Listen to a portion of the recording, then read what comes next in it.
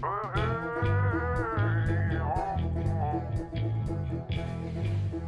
welcome back to CJ's Kitchen.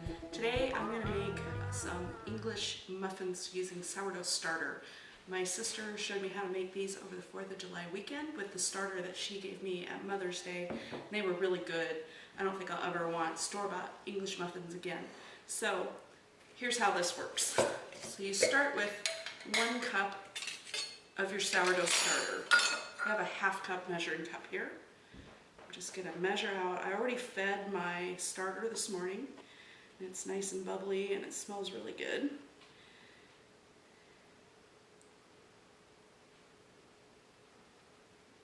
Oh, I'll report that just a little bit. I think that'll be okay.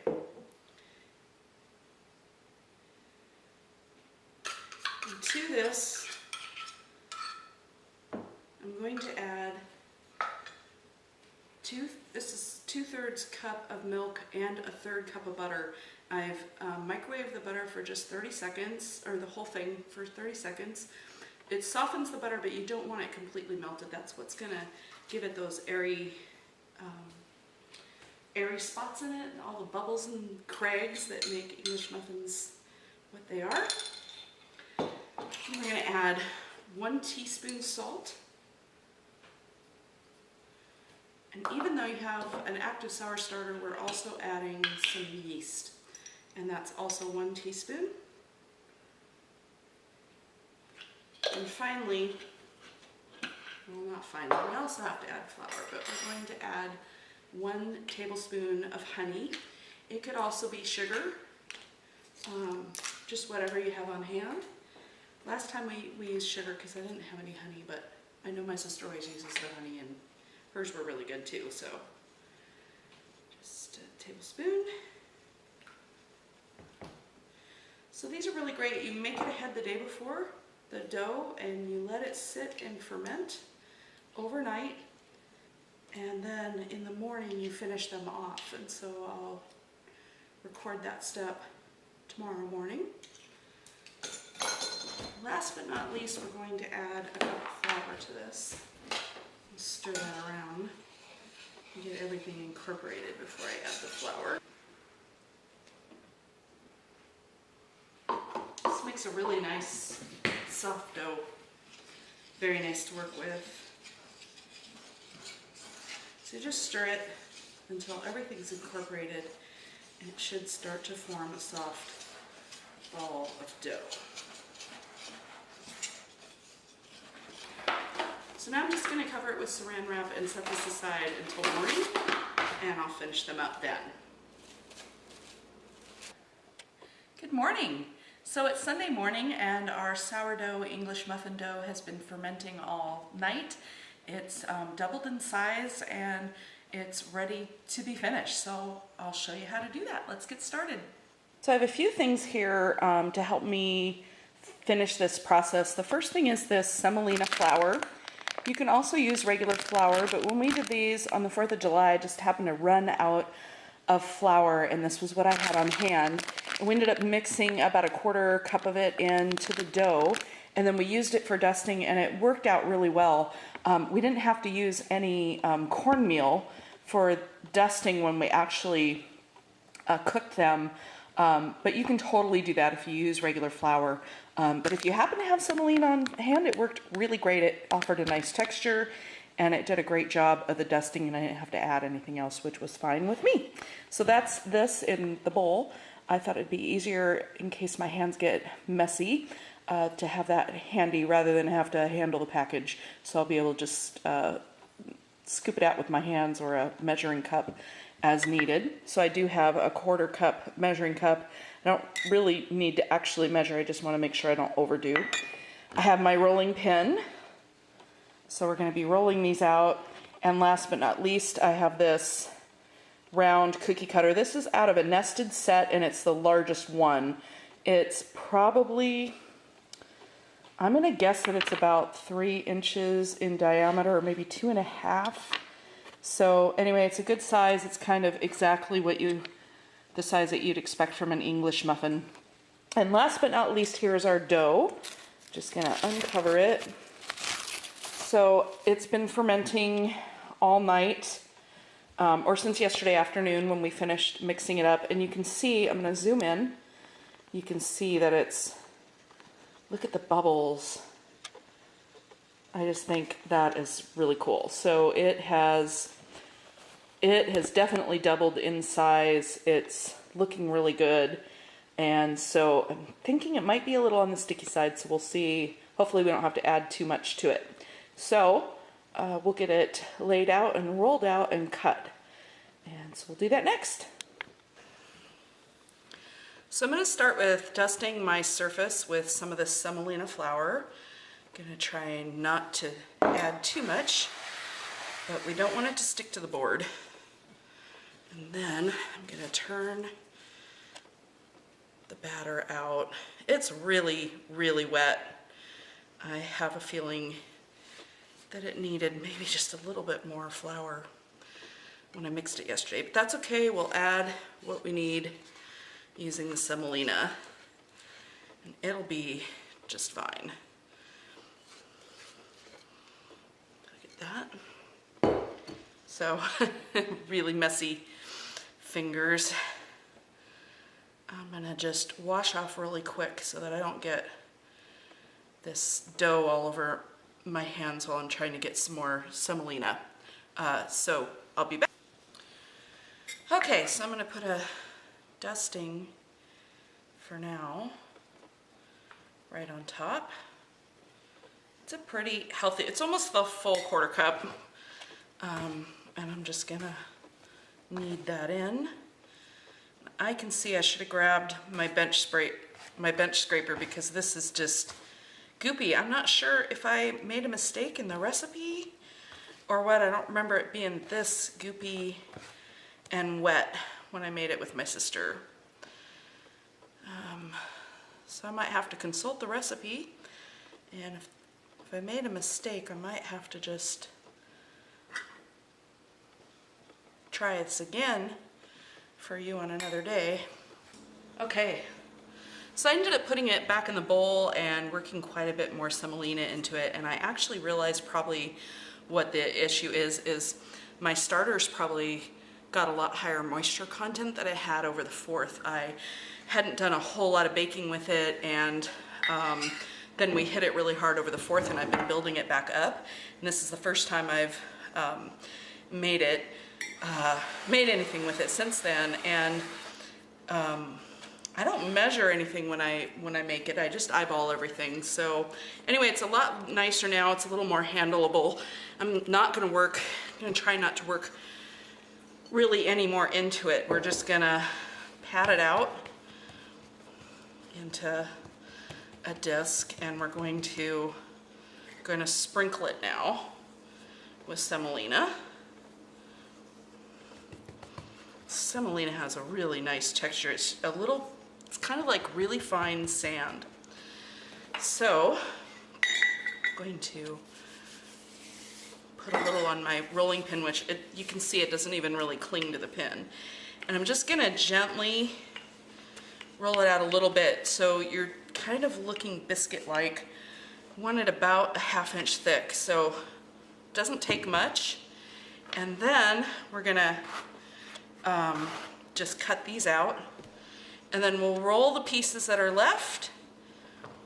And I'm gonna make sure there's plenty of semolina down because I have a feeling that these are gonna be a little bit sticky. Yeah, I need my bench scraper for that too, which I do have it handy. So anyway, so we'll cut these out, and I'll just try to get as many out of it as I can, which I guess isn't very many, unless you can kind of freeform them, but I think I want them pretty nice for this. So once you lift that up, it's a little easier to move them around.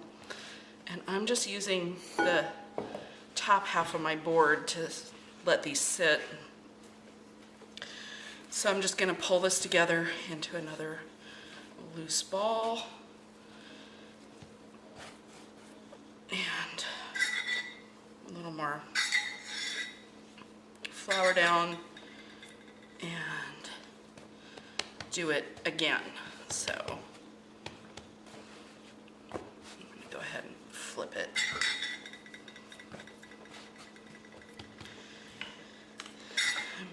It's dusted on the top.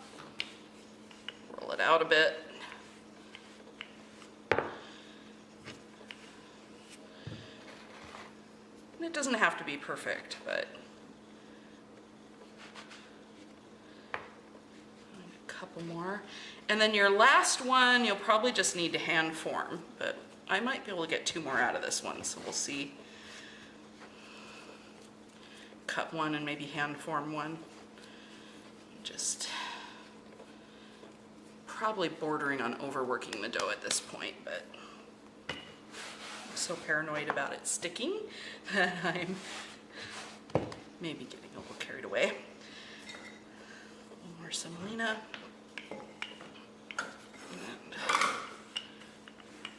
Again.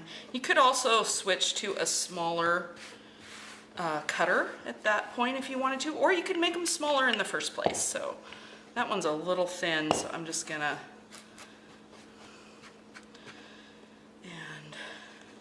cut that one. And now I'm just gonna hand form this one.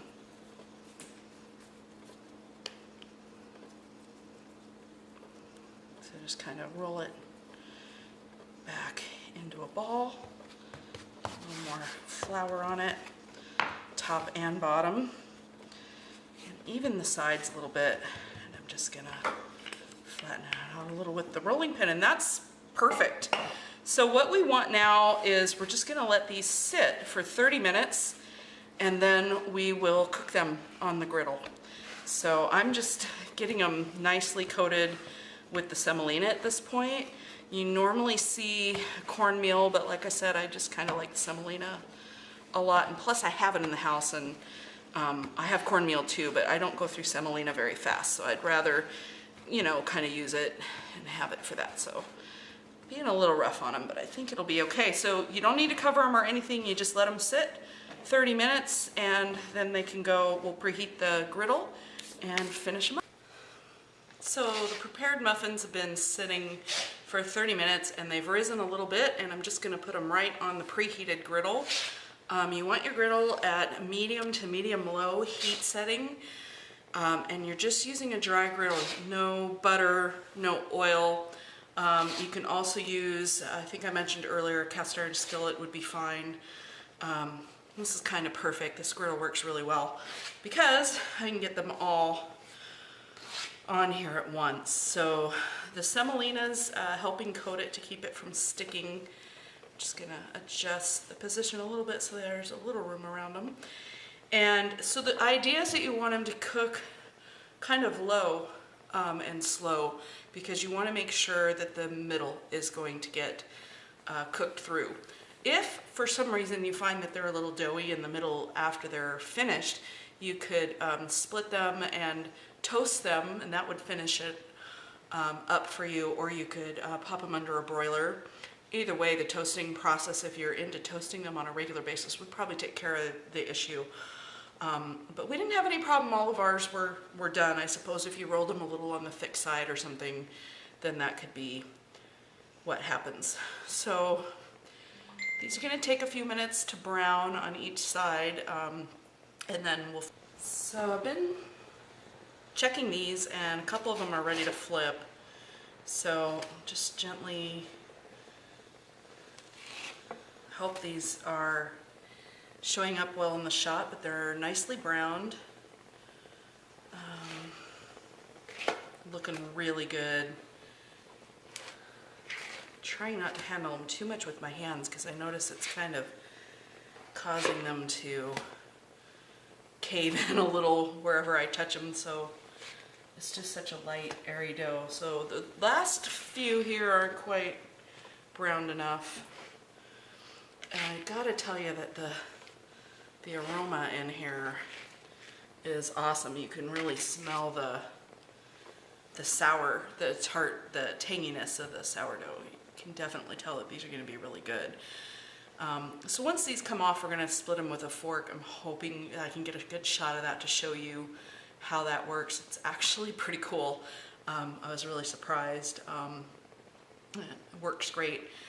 So several of them are done, and this is how you fork split them. You just insert the fork into the middle of the muffin, poke it in there,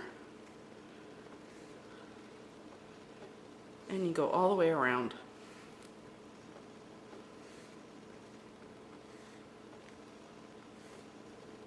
And then you'll find that it splits right open.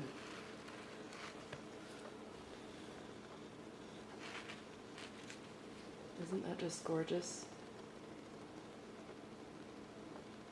So, as you can see, they're nicely browned on both sides. And they're fluffy and light and full of all those little nooks and crannies that are so delicious when they're filled with butter and jam. So, like I said, we haven't had any breakfast yet. I usually do eat breakfast, but it's almost noon and I haven't eaten a thing yet today. So we will probably figure out some sort of lunch for these. One thing that we really like with English muffins is tuna melts, so maybe I'll make some tuna melts, or maybe we'll just make some bacon sandwiches or egg sandwiches, but they're delicious. So that's it for this video on making sourdough English muffins homemade. I hope you've enjoyed it. I hope you'll give this recipe a try. Please do comment below to let me know how it goes for you, and let me know what you do to put your own twist on this recipe. If you like these kind of videos, please don't forget to like and comment, and please also don't forget to subscribe and share. Until next time, ciao!